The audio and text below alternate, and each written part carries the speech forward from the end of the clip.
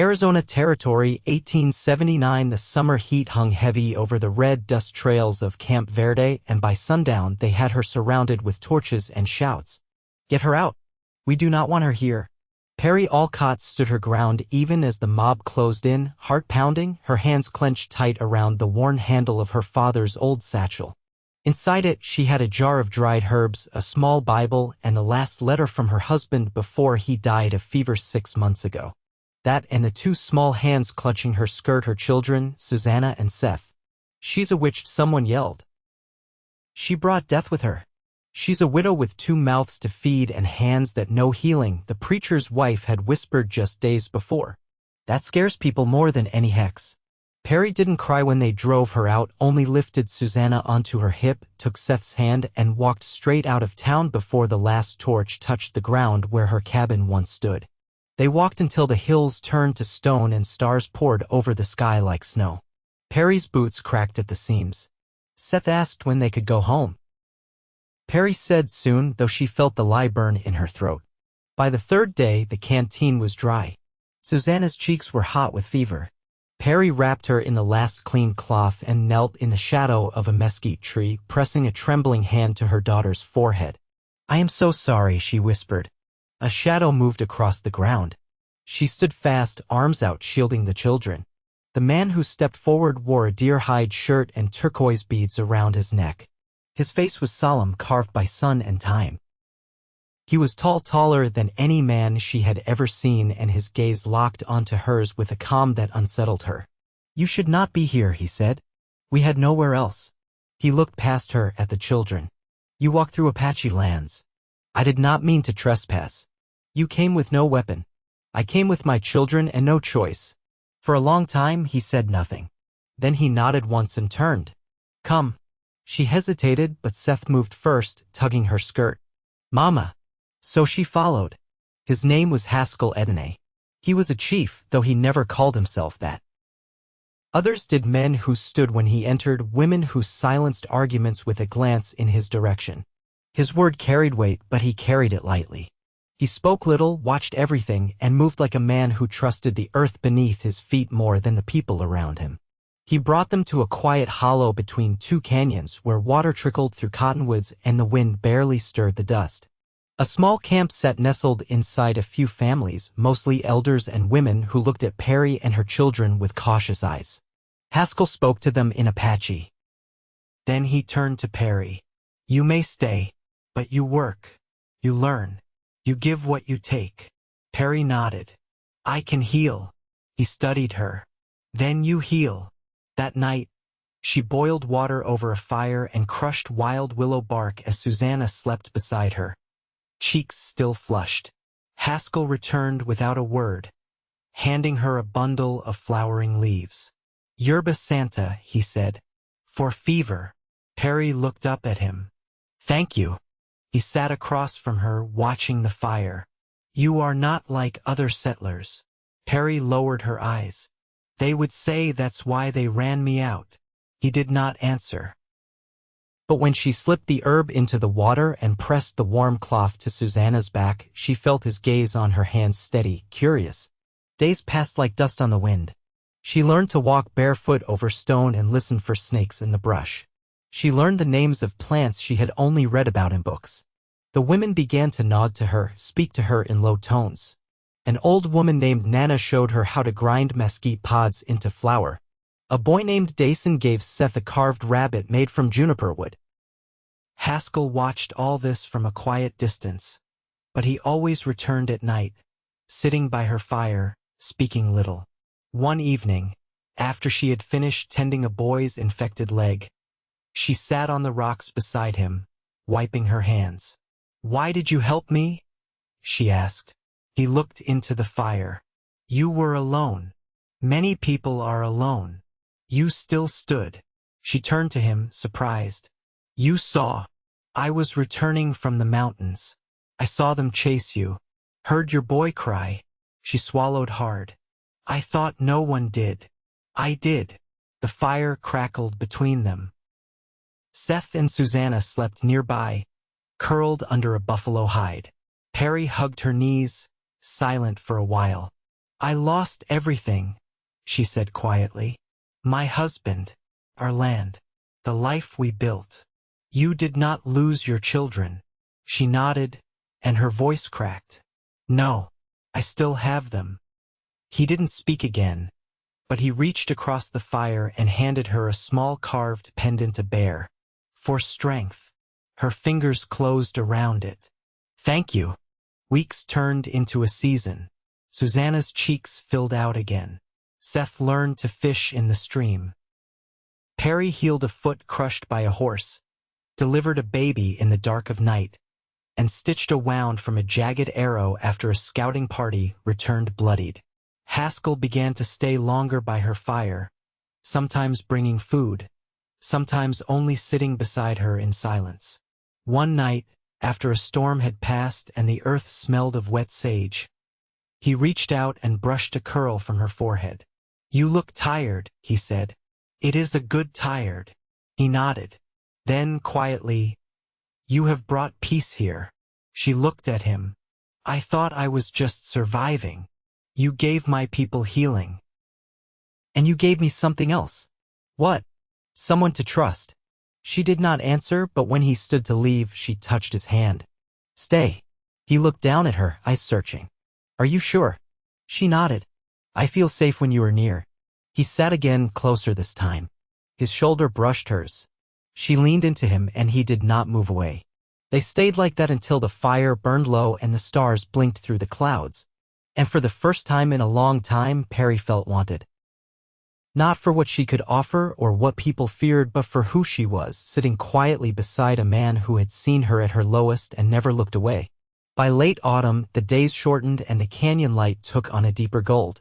The mornings came cool and dry, and the wind rustled through the cottonwood leaves like distant voices. Perrie had learned to rise before the sky turned pale, gathering water in clay pots, checking on the elders who woke stiff with the cold. Her fingers no longer trembled when she mixed tinctures or stitched wounds. She moved with quiet purpose, her children trailing behind like shadows. Seth had taken to rising with the boys who hunted small game.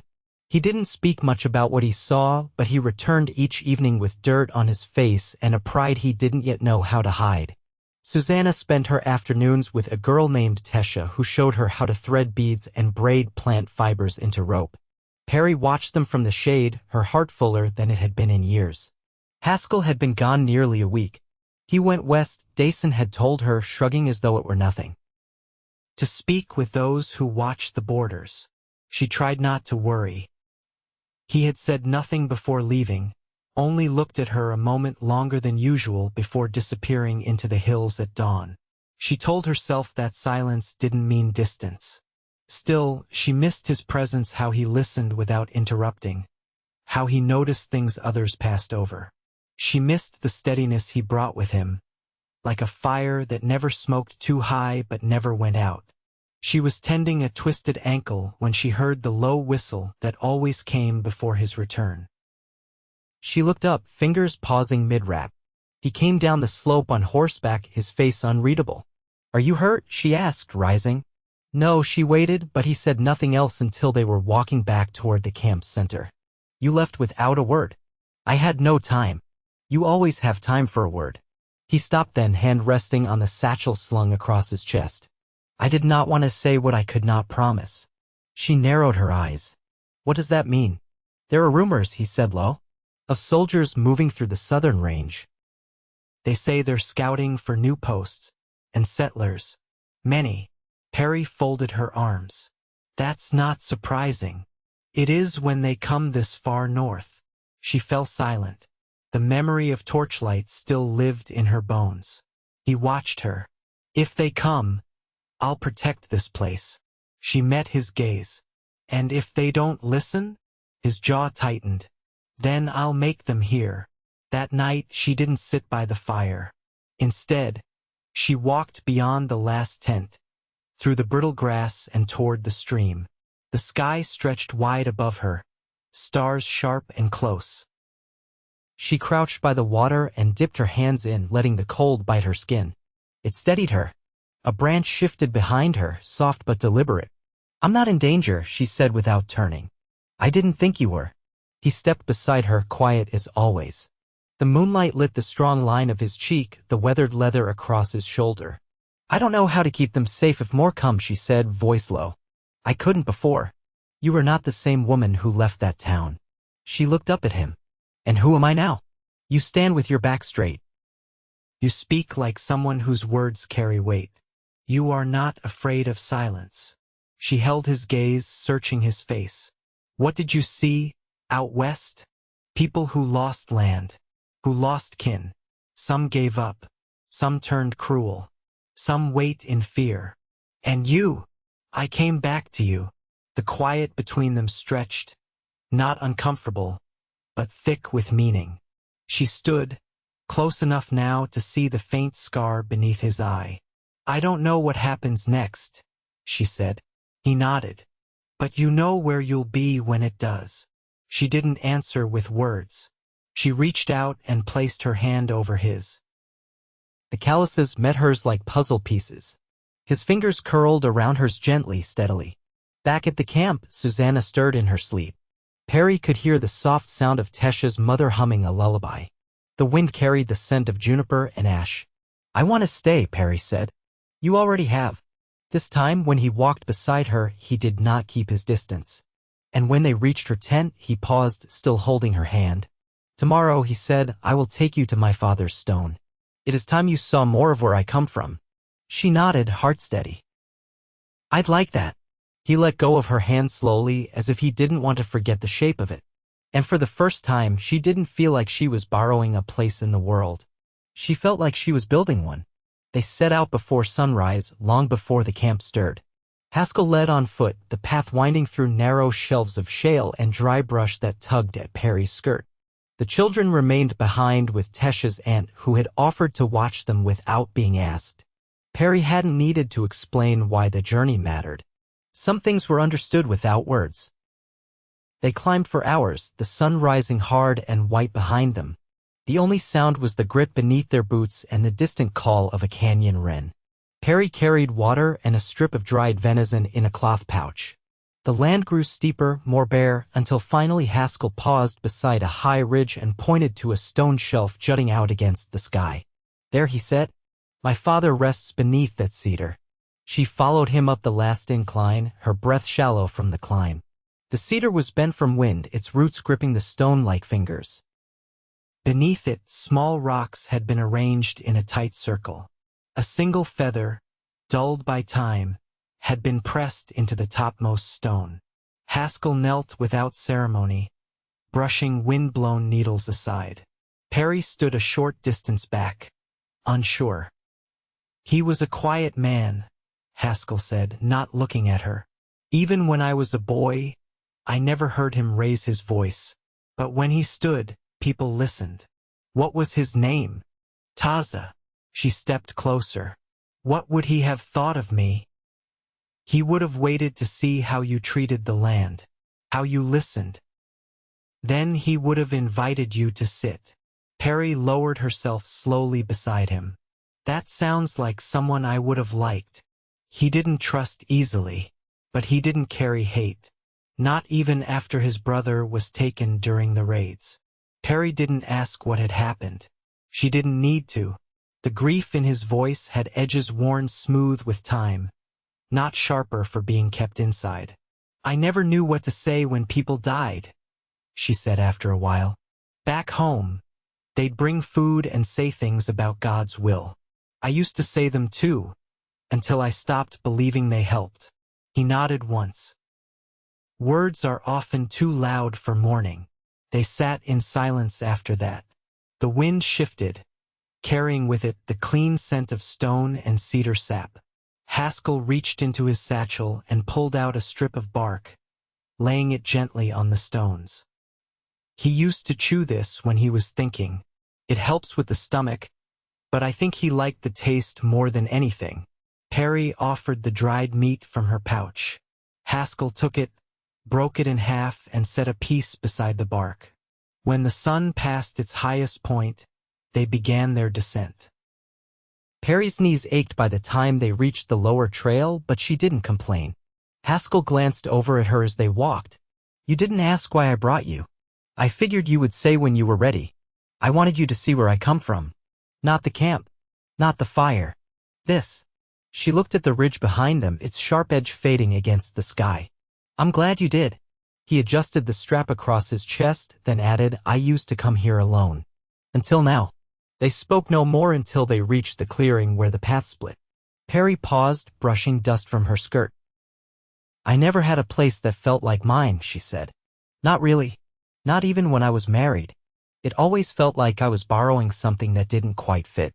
Haskel turned to face her fully. And now? I don't feel like I'm borrowing anymore. He stepped closer, slowly, eyes never leaving hers. You belong here, Perrie. She exhaled, her breath catching with more than just the climb. And with you. He didn't answer with words. He reached out and let his hand settle against her cheek, gentle, deliberate. She leaned into the touch, her hand covering his.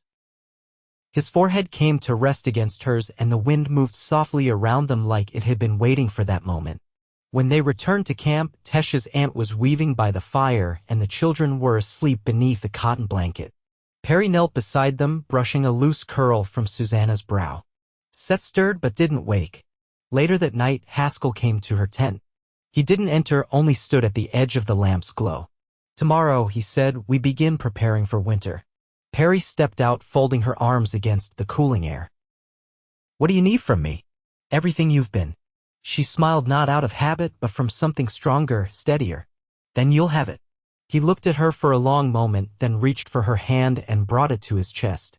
She could feel his heart beneath her palm, strong, certain. I've walked many paths, he said, but none I wanted to stay on. Until now. She didn't speak, only rose on her toes and kissed him slowly, as if they had all the time in the world. Because for the first time in either of their lives they did. The first frost crept in overnight, silvering the grass and stiffening the air before dawn. Perrie rose early, fingers numb as she wrapped Susanna's feet in deer hide and tucked another woven shawl against Seth's shoulders. The days had shortened quickly, and now every hour of light needed to be used wisely. Haskel had gathered the men and women near the storage lean-tos, his voice low as he divided tasks. Perrie joined him without needing to be called. She had learned the rhythm of preparation, how the work shifted when the cold came, and how nothing could be wasted. Today, she was to help smoke and hang strips of antelope beside the older women. As she passed the edge of the drying racks, she heard raised voices. Two younger hunters stood across from each other, tension thick between them. One gripped a skinning knife too tightly, the other's lip was split. Haskel stepped between them, calm but firm. No more of this, he said. We don't trade blood among our own. The boy with the knife dropped it into the dirt. He said I shouldn't be trusted to lead the next hunt. Haskel's eyes didn't leave his. You earn trust. You don't demand it. The boy turned and strode off, shoulders rigid. Perrie waited until the crowd thinned. That happened often? More, lately. He bent to pick up the knife. The young ones feel pressure when food runs low. They listen to you. For now. He handed her the blade without explaining. She took it without asking. By midday, smoke curled into the cold sky in thin, steady streams. Perrie's hands stung from the brine and salt, but her mind was elsewhere. She watched the way Haskel moved between people, never commanding, only guiding. They looked to him not out of fear, but because he didn't waste words or time. He carried the weight of the camp without showing it. That afternoon, she found herself beside him near the pinewood crates where dried roots were stored. He was fitting a lid onto one, his brow furrowed. Did your father teach you how to lead? She asked. No. He taught me how to listen. The rest came after. She leaned against the post. And who do you listen to now? His hands stilled. You. A soft wind passed between them. Perrie looked down at her boots, the worn leather darkened by ash. I've never had anyone say that, she said quietly.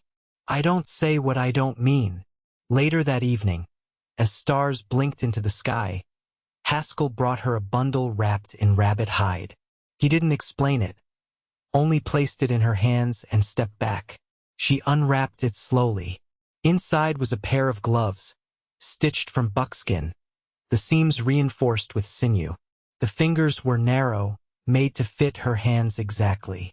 She turned them over, her voice barely above a whisper. You made these. Watched long enough to learn. She slipped them on. They were warm, soft inside. Her fingers curled into the lining. You pay attention, she said. I know how the cold bites. She looked up at him, her eyes full. I don't know what I'm giving you to match this. He stepped forward. You've given more than you know. They stood in the quiet dark, the fire behind them burning low. He didn't reach for her, not yet. But when she leaned into him, he didn't move away. Her head came to rest against his chest, and he let out a slow breath. I don't want to leave this place, she said. You won't have to. She looked up. You're sure? His voice was steady. This land is hard, but it's ours, and you are part of that now. She drew back only enough to see his face. When spring comes, I want to build something, not just survive. He nodded. We will.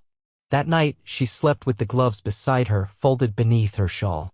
The cold wind rattled the tent flaps, but inside there was warmth drawn from more than fire. In the morning, she would help prepare the sage bundles and check the traps. She would move through the day's work wearing the gloves he made. And when the sun sank low again, she would sit beside him, not out of need, but out of knowing he was hers and she was his, and the world they were shaping was no longer borrowed. It was being made day by day with each quiet choice they gave one another. The last of the leaves dropped from the cottonwoods in brittle silence. By then, the camp had shifted into winter rhythm, fewer voices, longer shadows, work done in slower, careful movements. Perrie had grown used to the sound of snow crunching underfoot, the way it softened the world and made every step more deliberate. She and Haskel shared a tent now, stitched from buffalo hide and cedar poles. It seemed sealed against the wind with packed earth and woven grass. He had carved a shelf for her remedies, placing it near the bedroll where the warmth from the fire reached best. Her gloves rested beside his hunting knife each night. She'd begun to add dried rose hips and bits of bark to the stews, not for flavor but for health. He noticed always. One evening, after the sun dipped low and the sky turned the color of faded denim, she returned from fetching water to find Haskel sitting cross-legged, whittling something small between his fingers. What is it? She asked, brushing melted snow from her skirt. He held it out. A wooden bird, wings spread mid-flight, the grain of the mesquite forming the lines of its plumage. For Susanna, he said. I saw her watching the hawks again. She'll carry it everywhere, Perrie smiled. Seth's been trying to copy your bow grip with a stick. He thinks I haven't noticed. Haskel set the carving down. Let him try. Better he learns now. She crouched beside the fire, adding another log. Are you still worried about the soldiers? They haven't come, but they will one day. Always do. I keep thinking about the land they'll want. How many will be pushed again? She reached for a pot, stirring the thick stew. Do you ever wonder what it would take to stop it? He didn't answer right away. When he did, his voice was low. A place they can't take. Not because it's hidden, but because it's held by people who won't give it up. She looked at him. You think this can be that place? I think with you here, it already is. She turned the pot once more, then set the ladle aside. Then I want to stay, not just through winter, for good. You're sure? I've never been more sure of anything.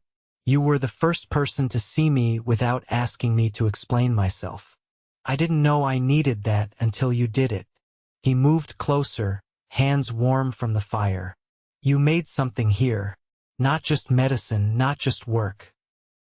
You gave people reason to look forward. She took his hand and kissed the inside of his wrist, where a faint burn scar curved beneath the skin. You gave me a place to become myself. Later that night, while the children slept and the fire burned down to coals, Haskel reached beneath the bedroll and pulled out a strip of soft leather. Folded inside was a necklace strung with bone beads and a carved stone pendant round, smooth, the shape of a rising sun.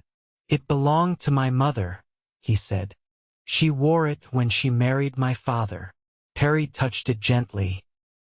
You kept it all this time? She asked me to give it to someone who would stand beside me even when the world turned. She closed her fingers around the pendant and nodded. I will.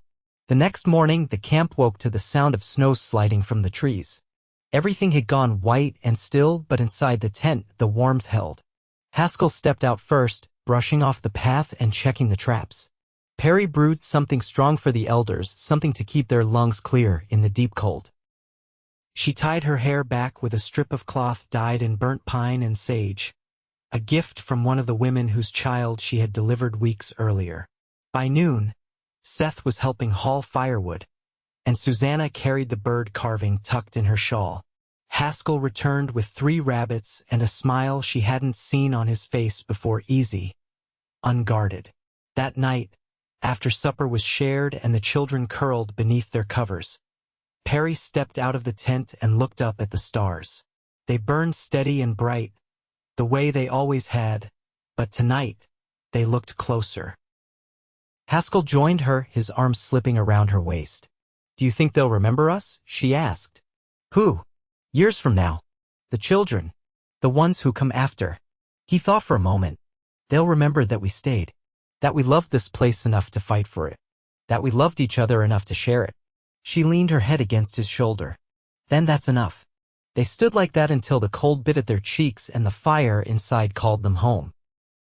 Together, they stepped back into their tent, into the life they had chosen, the one they had built with quiet hands and hard days. Years passed.